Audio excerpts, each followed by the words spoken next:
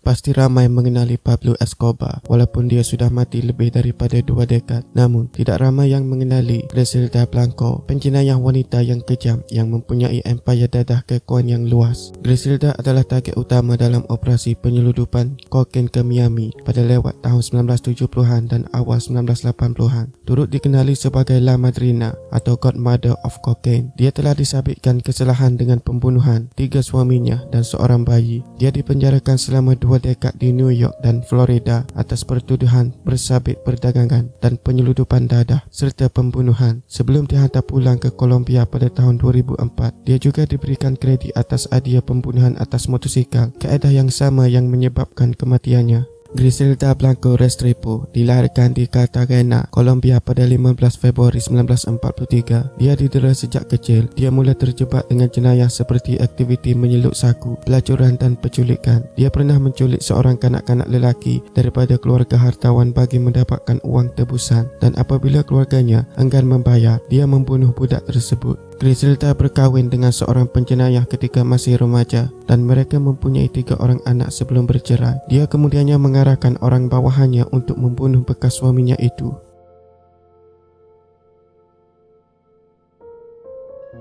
Pada awal tahun 1970-an, Griselda menggabungkan operasi kokain miliknya dengan pengedar dadah yang bernama Alberto Bravo. Lama-kelamaan, bibit-bibit cinta mula berputik dan akhirnya mereka berkahwin. Gabungan operasi mereka ini menjadi sangat menguntungkan apabila mula menyeluduk secara besar-besaran ke New York, Miami dan Southern California. Mereka menjadi antara kartel dadah meddling paling terkenal di dunia. Griselda terkenal dengan kreativiti dan kelicikannya, terutamanya dalam menyembunyikan dadah dalam ruangan rahsia yang dijahit ke pakaian bagi aktiviti penyeludupan. Ketika pertengahan tahun 1970-an, dia telah berjaya mengumpul kekayaan yang luar biasa dan membeli hartanah di Queens, New York untuk dijadikan pangkalan operasi. Namanya antara yang terkenal sebelum Pablo Escobar. Secara purata, operasinya akan menyeluduk keluar sebanyak 1,500 kg kokain setiap bulan bersamaan dengan 80 juta USD keuntungan menurut New York Post.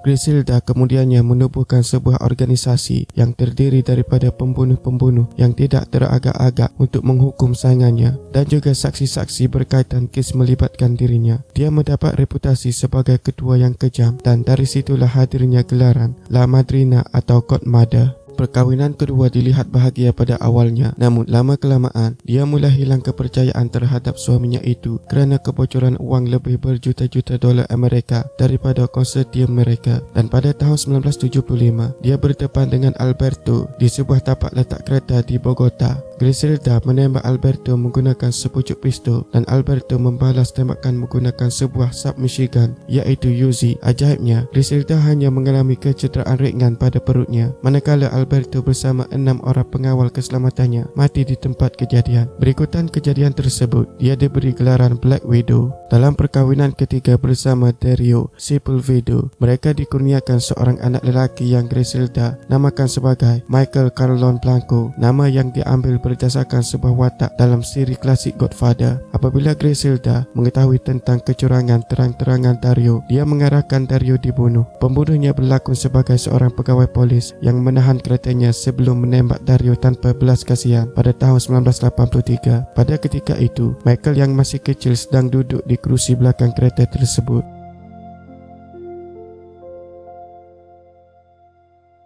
Ketika tahun yang sama, sebuah agensi anti dadah Amerika Syarikat iaitu Drug Enforcement Agency DEA telah melancarkan kempen penangkapan Griselda melalui Operations Banshee. Beberapa tahun sebelumnya, iaitu pada tahun 1975, DEA telah merampas 150 kg dadah kokain dan mendakwa Griselda dan kuncu-kuncunya, namun dia berjaya menyembunyikan diri di Colombia. DEA juga cuba mengaitkan Griselda dengan beberapa pembunuhan kejam pada tahun 1980-an. Dia kembali ke Miami ketika era Miami Drug War, percubaan kerajaan Amerika Syarikat memerangi jenayah dan penyeludupan dadah. Akhirnya pada tahun 1985, DEA berjaya menangkap Griselda di rumahnya di Irvine, California bersama anaknya Michael yang masih kecil. Pada tahun yang sama, Griselda telah didakwa dan didapati bersalah kerana menghasilkan, mengimport dan mengedar dadah kokain. Dia dikenakan penjara selama 15 tahun. Menurut sebuah laporan yang dikeluarkan oleh New York Post, Griselda adalah seorang penagih dadah yang pernah memaksa lelaki dan perempuan untuk melakukan hubungan seks melalui ancaman pistol. Dia suka mengumpul senjata seperti machine gun, permata dan sebuah set teh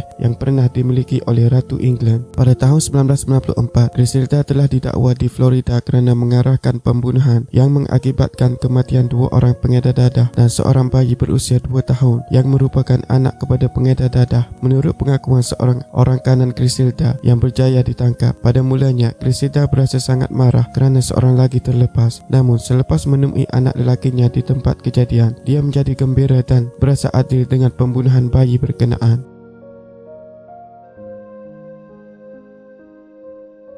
Griselda dijatuhkan hukuman penjara selama 10 tahun dan dibebaskan pada tahun 2004 sebelum dihantar pulang ke Colombia. 8 tahun selepas dibebaskan, dia dibunuh dengan tembakan sebanyak 2 kali di kepala, mati serta-merta di tempat kejadian. Kejadian itu berlaku pada 3 September 2012 ketika Griselda berumur 69 tahun di hadapan sebuah kedai daging ketika dia sedang membeli bahan mentah di kedai berkenaan. Griselda mati melalui cara pembunuhan yang diciptanya. Dia dikejar oleh 2 orang pembunuh yang menaiki motosikal sebelum ditembak.